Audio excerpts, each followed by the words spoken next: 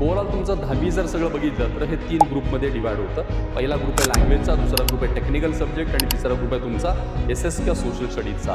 Language जी तुमची आहे पहिल्या ग्रुपमध्ये त्याच्यामध्ये तुमच्या 3 प्रमुख भाषा आहेत. मे बी काहींना हिंदी संस्कृत एकत्र असेल तर 4 भाषा असतील, पण एस्पेशली त्याच्यामध्ये मराठी आहे, हिंदी किंवा संस्कृत आणि तिसरं आहे इंग्लिश. या तुमच्या 3 इम्पॉर्टंट लँग्वेजेस आहेत आणि या तिन्ही लँग्वेज जवळपास 300 मार्कांच्या.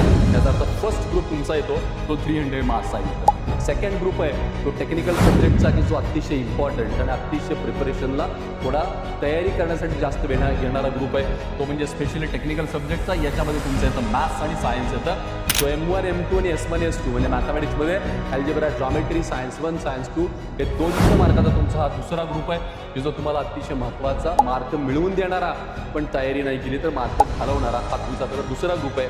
आणि लास्ट जो ग्रुप आहे तो SS म्हणजे सोशल स्टडीज, इतिहास, भूगोल, समाजशास्त्राचा, ज्याच्यामध्ये आपण हिस्ट्री, पॉलिटिकल सायन्स आणि जॉग्राफी या गोष्टी बघतो. हा तुमचा 100 मार्कांचा ग्रुप आहे, म्हणजे हा थर्ड ग्रुप 100 मार्क्स आहे. सो 300, 200, 100 असे 600 मार्क आहेत. याचा अर्थ पहिल्या ग्रुपचं महत्त्व तुम्हाला कळतं, दुसऱ्या ग्रुपमध्ये पण त्याचे इम्पॉर्टन्स कळतात आणि तिसऱ्या ग्रुप पण मॅटर करेल नक्कीच तिथं. पण मला जर हे 15% वाढवायचे तर मग सब्जेक्ट वाईज मला कसे वाढवलं पाहिजे, कुठल्या सब्जेक्टला किती मार्क वाढवायचे आणि कसे वाढवायचे